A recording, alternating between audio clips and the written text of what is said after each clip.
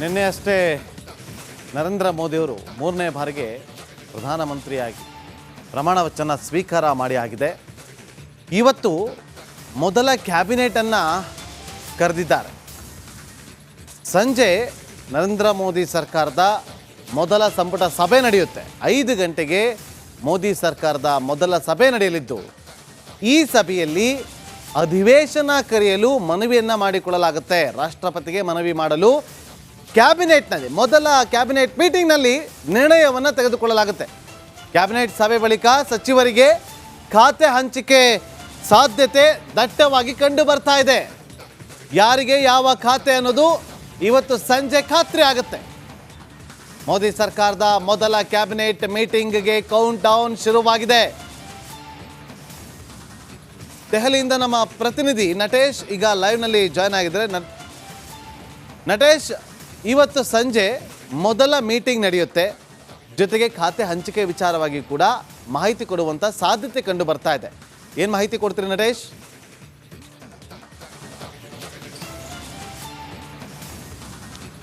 ನಾಗೇಂದ್ರ ಬಾಬು, ಖಂಡಿತ ಕೆಲವೇ ಕ್ಷಣಗಳಲ್ಲಿ ಮೊದಲ ಕ್ಯಾಬಿನೆಟ್ ಸಭೆ ಆರಂಭ ಆಗಲಿರುವಂಥದ್ದು. ಕ್ಯಾಬಿನೆಟ್ ಸಭೆಯಲ್ಲಿ ಈಗಾಗಲೇ 71 ಸಚಿವರುಗಳು ನಿನ್ನೆ ಪ್ರಮಾಣ ವಚನ ಸ್ವೀಕರಿಸಿದ್ರು. ಎಲ್ಲರೂ ಕೂಡ ಈ ಒಂದು ಕ್ಯಾಬಿನೆಟ್ ಸಭೆಯಲ್ಲಿ ಭಾಗಿಯಾಗ್ತಾ ಇರ್ತಕ್ಕಂಥದ್ದು. ಬಹಳ ವಿಶೇಷವಾಗಿ ಈ ಒಂದು ಕ್ಯಾಬಿನೆಟ್ ಸಭೆಯಲ್ಲಿ ಸಾಕಷ್ಟು ವಿಚಾರಗಳು ಕೂಡ ಚರ್ಚೆ ಆಗಲಿದೆ. ಬಹಳ ಪ್ರಮುಖವಾಗಿ ಮೋದಿಯ ಅಜೆಂಡಾಗಳೇನಿದೆ, ಅಜೆಂಡಾಗಳ ಬಗ್ಗೆ ಸಾಕಷ್ಟು ಚರ್ಚೆಗಳಾಗುವಂತಹ ಸಾಧ್ಯತೆಗಳು ಕೂಡ ಇದೆ. ಇನ್ನು ಖಾತೆ ಹಂಚಿಕೆಯ ವಿಚಾರವಾಗಿ ಇಂದು ಸಂಜೆಯ ಒಳಗಡೆ, ಅಂದರೆ ಕ್ಯಾಬಿನೆಟ್ ಮುಗಿದ ನಂತರದಲ್ಲಿ ಯಾರಿಗೆ ಯಾವ ಖಾತೆ ಅನ್ನುವಂಥದ್ದು ಸ್ಪಷ್ಟವಾಗಿ ಗೊತ್ತಾಗಬೇಕಿದೆ. ಈಗಾಗಲೇ ಸಾಕಷ್ಟು ಚರ್ಚೆ ಆಗ್ತಾ ಇದೆ. ಖಾತೆಗಳ ಹಂಚಿಕೆ ವಿಚಾರದಲ್ಲಿ ಯಾವ ರೀತಿಯ ನಡಿ ಈಗ ಶುರು ಮಾಡೋಣ. ಕೇಸರಿಯಿಂದ ಮನೋಲ್ಲಾಸ ಮನಸ್ಸು ಮತ್ತೇರಿ ಕುಣಿದಾಡಿದೆ ನೋಡು, ಮನಸ್ಸು ಮತ್ತೇರಿ ಕುಣಿದಾಡಿದೆ ನೋಡು. ಕ್ಷಣ ಕ್ಷಣವೂ ಆಚರಿಸಿ ಕೇಸರಿ ಹಬ್ಬ. ವಿಮಲ್ ಬಾಯಲ್ಲಿ ಹೇಳಿ ಕೇಸರಿ. ವಿಂಗಡಣೆ ಮಾಡಿ ಖಾತೆಯ ಹಂಚಿಕೆಯನ್ನು ಮಾಡ್ತಾರೆ ಎನ್ನುವಂತಹ ಚರ್ಚೆಗಳು ಕೂಡ ಇದೀಗ ಕೇಳಿ ಬರ್ತಾ ಇರ್ತಕ್ಕಂಥದ್ದು. ಸಾಕಷ್ಟು ಚರ್ಚೆಗಳು ಕೂಡ ಆಗ್ತಾ ಇರ್ತಕ್ಕಂಥದ್ದು. ಕ್ಯಾಬಿನೆಟ್ ಸಭೆಯಲ್ಲಿ ಈಗಾಗಲೇ ರಾಷ್ಟ್ರಪತಿಯವರು ಕೂಡ ಮಾತನಾಡಲಿರುವಂಥದ್ದು. ಯಾಕಂದರೆ ಅಧಿವೇಶನದ ದಿನಾಂಕವೂ ಕೂಡ ಈಗಾಗಲೇ ಅನೌನ್ಸ್ ಆಗಿದೆ. ಅಧಿವೇಶನವೂ ಕೂಡ ನಡೆಯುತ್ತೆ. ಇದೆಲ್ಲದರ ವಿಚಾರವಾಗಿ ಸಾಕಷ್ಟು ಚರ್ಚೆಗಳು ಕೂಡ ಮೊದಲ ಕ್ಯಾಬಿನೆಟ್ನಲ್ಲಿ ನಡೆಯುತ್ತೆ. ಇಲ್ಲಿ ಹಾಗೆ ಸಂಪರ್ಕದಲ್ಲಿ ಮತ್ತೆ ನಿಮ್ಮನ್ನ ಸಂಪರ್ಕ ಮಾಡ್ತೀವಿ. ಮತ್ತೊಂದು ಬ್ರೇಕಿಂಗ್ ಅಪ್ಡೇಟ್ ಲಭ್ಯವಾಗ್ತದೆ. ಸ್ಪೀಕರ್ ಹುದ್ದೆಗೆ ಟಿಡಿಪಿ ಪಕ್ಷ ಬಿಗಿ ಪಟ್ಟನ್ನು ಹಿಡಿದಿದೆ. ಜೆಡಿಯು ಪಕ್ಷವು ಕೂಡ ಸ್ಪೀಕರ್ ಹುದ್ದೆ ಮೇಲೆ ಕಣ್ಣನ್ನಿಟ್ಟಿದೆ. ಬೇಡಿಕೆಯನ್ನ ಹೆಚ್ಚಿಸಿಕೊಳ್ತಾ ಇದೆ.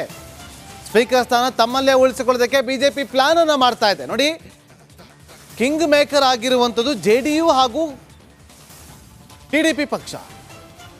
ಇವರಿಬ್ಬರು ಕೂಡ ಸ್ಪೀಕರ್ ಹುದ್ದೆಯ ಮೇಲೆ ಕಣ್ಣನ್ನಿಟ್ಟಿದೆ. ಸ್ಪೀಕರ್ ನಮಗೆ ಕೊಡಿ ಅಂತೇಳಿ ಬಿಗಿ ಪಟ್ಟನ್ನು ಹಿಡಿದಿದ್ದಾರೆ. ಆದರೆ ಬಿಜೆಪಿ ಮಾತ್ರ ಸ್ಪೀಕರ್ ಸ್ಥಾನವನ್ನು ತಮ್ಮಲ್ಲೇ ಉಳಿಸಿಕೊಳ್ಳೋದಕ್ಕೆ ಪ್ಲಾನಿಂಗ್ ಅನ್ನ ಮಾಡ್ಕೊಳ್ತಾ ಇದೆ.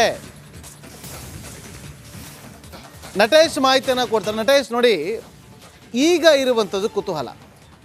ಯಾರಿಗೆ ಯಾವ ಖಾತೆ ಅನ್ನೋದು ಒಂದು ಕಡೆ ಕುತೂಹಲ ಇದ್ದರೆ, ಮತ್ತೊಂದು ಕಡೆ ಸ್ಪೀಕರ್ ಸ್ಥಾನಕ್ಕೋಸ್ಕರ ಈಗ ಬೇಡಿಕೆಗಳು ಹೆಚ್ಚಾಗ್ತಾ ಇದೆ. ಏನಾಗ್ಬೋದು? ಸ್ಪೀಕರ್ ಸ್ಥಾನ ಬಿಜೆಪಿಯವರು ಉಳಿಸ್ಕೊಳ್ತಾರ, ಅಥವಾ ಜೆಡಿಯುಗೆ ಹೋಗುತ್ತಾ, ಅಥವಾ ಟಿಡಿಪಿ ಪಾಲಾಗುತ್ತಾ?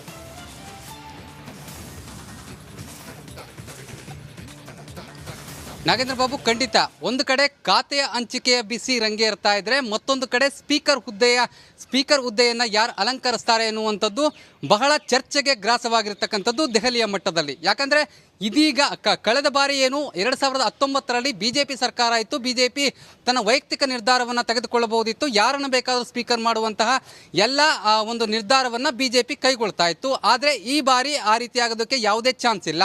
NDA ಮೈತ್ರಿಕೂಟ ಏನಿದೆ, NDA ಮೈತ್ರಿಕೂಟದಲ್ಲಿ ಸಾಕಷ್ಟು ಅಂಗಪಕ್ಷಗಳಿದೆ. ಅಂಗಪಕ್ಷಗಳೇನಿದೆ ಇವು ಕೂಡ ಸ್ಪೀಕರ್ ಹುದ್ದೆಯನ್ನು, ಅಂದರೆ ತಮ್ಮ ಪಕ್ಷದ ನಾಯಕರಿಗೆ ಕೊಡಬೇಕು ಎನ್ನುವಂತಹ ನಿಟ್ಟಿನಲ್ಲಿ ಸಾಕಷ್ಟು ಚರ್ಚೆಗಳು ಕೂಡ ಆಗ್ತಾ ಇದೆ. ಇದಕ್ಕೆ ಬಿಗಿಪಟ್ಟುಗಳನ್ನು ಕೂಡ ಹಾಕ್ತಾ ಇದ್ದಾರೆ.